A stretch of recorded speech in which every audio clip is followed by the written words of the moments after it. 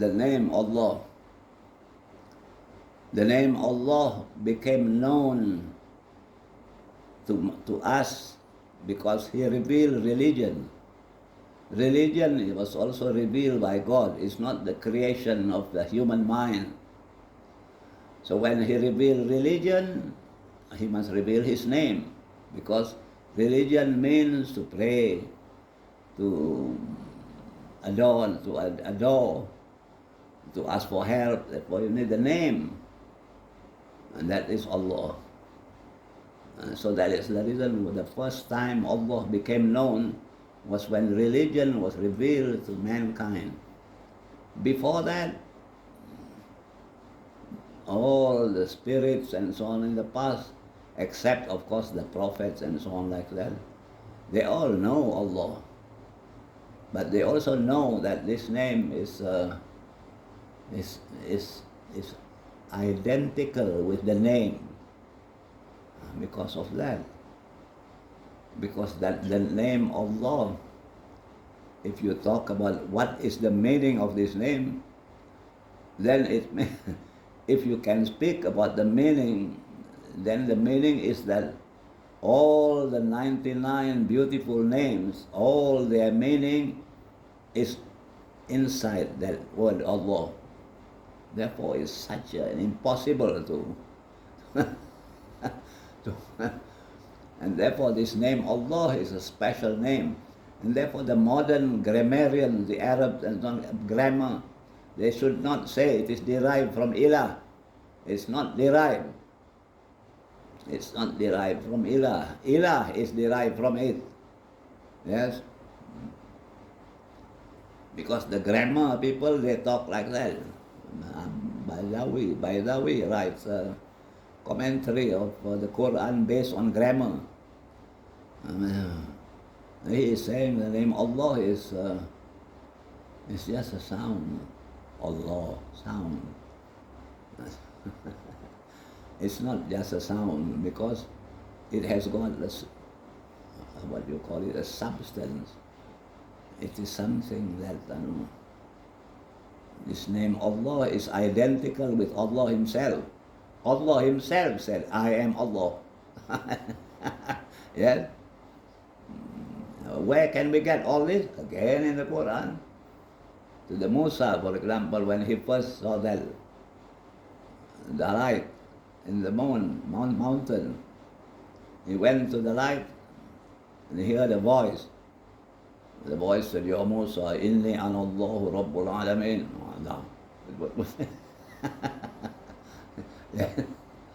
So, now, of course, what did he hear?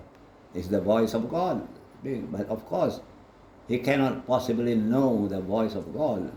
Therefore, what he heard is the voice had translated itself into a human voice. Then he can understand. Otherwise, he cannot understand God's voice, obviously. Therefore, what happened is that the revelation is given to his heart, his qalb. And God said, Ana Allah Rabbul Alameen, qalb. The qalb passes it on to the intellect. The intellect passes it on to the internal organs of hearing. And the internal organs of hearing passes it on to the ear. And therefore the Prophet heard. What the Prophet heard was like a human voice, because then he can understand. That was because that wahi is the wahi from min wara judar. Min wara what do you call it? Hijab. That's that wahi. From that fire. The voice came out from that fire. But it came to the heart. The heart was a very powerful force into the intellect. And the intellect activated the hearing senses inside the body. And the hearing senses activated the ear, so that the ear can hear. What the ear hears is a voice he can understand. Yes? That's it. That's the way how I am explaining it there. And then the voice again said, Ya Musa, Inni anallahu al-azizul hakim. And then he is talking there at first, Rabbul Alameen. Then Azizul Hakim. That means he's now talking about himself having attributes, having names. Yes. But Rabbul Alameen, that one beyond all this. Azizul Hakim. And then finally he said, Ya Musa, Inni ana Allah, la ilaha illa ana. Now he's saying that I am the only ilah. So in other words, he is Allah. And he insists on saying, Inni ana Allah. La ilaha illa ana. That means this word Allah is identical with. It was never used for any other thing. It's only used for God. It's Allah. For Him. Yes? Unlike other words. That's why, therefore, this Allah is identical with the name, because He Himself calls Himself Allah. At the time of Alastu bi Rabbikum, the souls don't know that name. They know Rabb. Yes? They know Rabb, but then they don't know Rabbul Alameen, because to know the Alameen, they have to come down here first. Then they can, yes? That means somehow or other they just understood that He is the Rabb, their Rabb. They have to therefore worship, but how to worship? And therefore wait until you come to this world.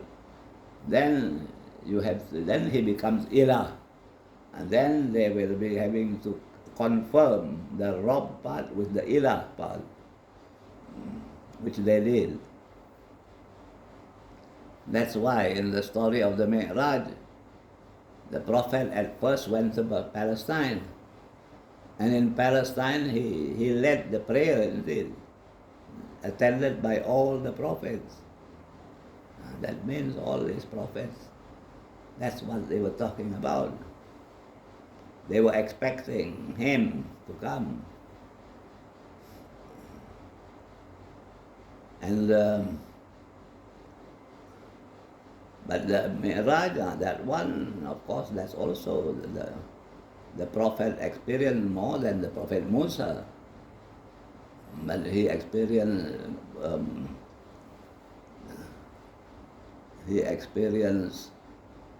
what the very manifestation of this Allah. Because the Quran says so, you see. He comes very close by, say like 2 bow lengths or nearer. And that what he saw is the greatest sign of his Lord. All this, and also he went bodily. This proves, that verse of the Musa and so on proves that this ayah and that kind of wahi, the body must be intact. That means that the Mi'raj went bodily, not spirit. Until now, people are arguing whether, no, it's body. That's why it's needed Burak to transport it. Body, Jibril cannot do that. It's the Burak that has to send him there. Until he becomes very close, 2 bow lengths. I follow what the Sufis, 2 bows like that. Yeah. Yes, and then there's this string here, bow like that, except it's up like that. So that one side is the top, the other side is the bottom. He is at the bottom, but he could see through the strings. That's why ma kadhaba al-fu'adu ma ra'a. Yes. So another fu'ad, that also people have to explain that this fu'ad is actually the qalb. When it is working together with the akal, that is called fu'ad. And so the fu'ad saw